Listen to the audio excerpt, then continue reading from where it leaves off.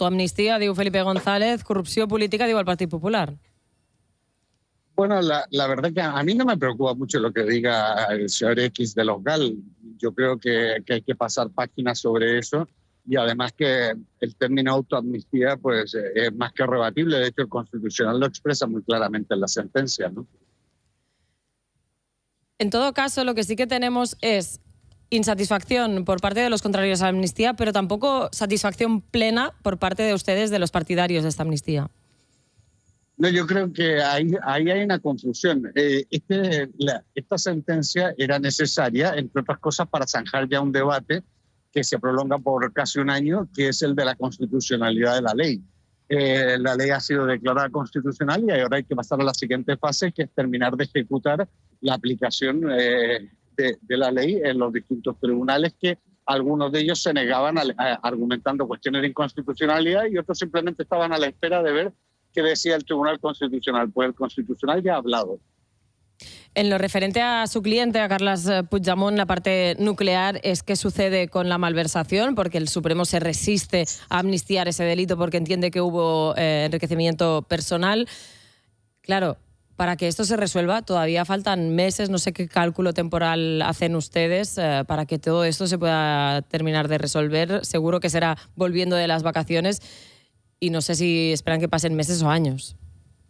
Bueno, nosotros creemos que el Supremo se resiste, pero es que el Supremo se va a resistir siempre, diga lo que diga la ley, diga lo que diga el Constitucional, porque está en una posición de franca rebeldía frente al ordenamiento jurídico en vigor. Si realmente creían que había un enriquecimiento personal, el juez Llarena ha tenido casi 8 años para hacer una investigación patrimonial del presidente Puigdemont. No la ha hecho, pero es que no la ha hecho de nadie, porque esto es un argumento mal traído de última hora para tratar de incumplir e inaplicar una ley. Yo pienso que en los próximos meses se va a despejar mucho la situación.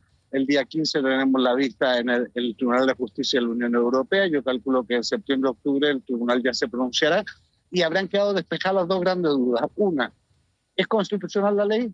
Sí. Otra, ¿es conforme al derecho de la Unión? Sí.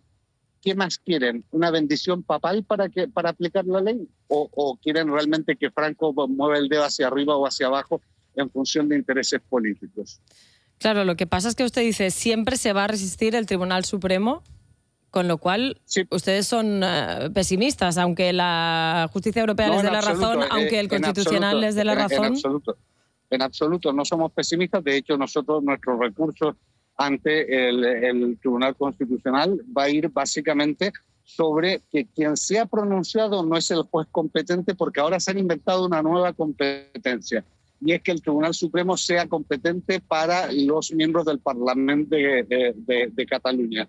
Eso es evidente que no es así, y el Tribunal Supremo lleva inventándose una cosa tras otra los últimos 7 años. Y no se olvide una cosa, que creo que el Tribunal Supremo se está olvidando. En breve se dictará también la sentencia del Tribunal Europeo de Derechos Humanos, que va a dejar en muy mal lugar al Tribunal Supremo respecto al juicio del proceso. ¿Ya han entrado ustedes el recurso en el Constitucional? No lo hemos hecho porque estábamos esperando la sentencia. De hecho, estamos esperando su publicación para ver la versión definitiva, por si hay algo que incluir. Porque fíjese una cosa, el Constitucional, y parece que ha pasado desapercibido, dice, aquí no se trata de tipos penales, sino de intención. Es decir, la ley es aplicable no en función de lo que diga un tipo penal u otro, sino en función de la intención de los que actuaron. La intención evidentemente está dentro del artículo 1 de la ley de amnistía y por lo tanto es evidente que es aplicable a todos los hechos relacionados con el proceso. ¿Ha hablado en las últimas horas con el expresidente Puigdemont? Sí, he hablado varias veces y está muy tranquilo. Él sabe que esto es un gran éxito y es un gran éxito porque, mire, se aprobó una ley que nadie quería aprobar.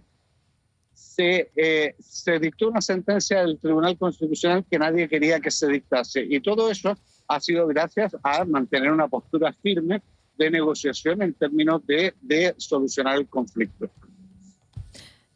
Volviendo al Supremo, lo que no me queda claro es qué es lo que usted cree que va a hacer mover al Supremo. Es decir, usted dice siempre se van a resistir, pero va a ser Europa quien va a acabar forzando, usted cree, al Tribunal Supremo a aplicar esta amnistía también en el caso del delito de malversación.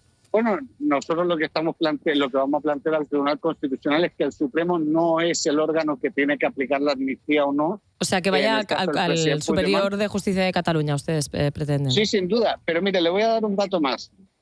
Si el juez Llarena y el Tribunal Supremo están tan seguros de que la ley de amnistía no es aplicable al presidente Puigdemont, ¿por qué no cursan una euroorden? ¿Quieren que les dé el domicilio? Yo les doy el domicilio de donde está el presidente Puigdemont. Creo que está hasta en internet. Es que el presidente Puigdemont se mueve por toda Europa menos por una isla jurídica que ha creado el Tribunal Supremo.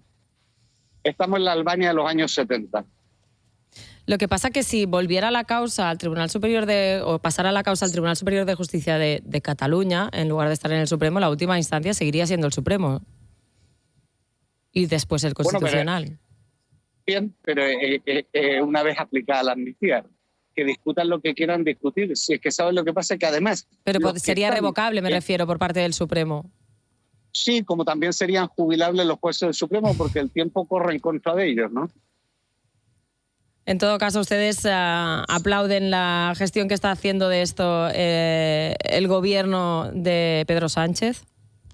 Yo no aplaudo nada del gobierno de Pedro Sánchez, y es mi opinión personal. Gonzalo Boye, abogado de Carles Puigdemont, advocat de Carles Puigdemont, muchas gracias por estar con nosotros esta mañana. A las 8 del matí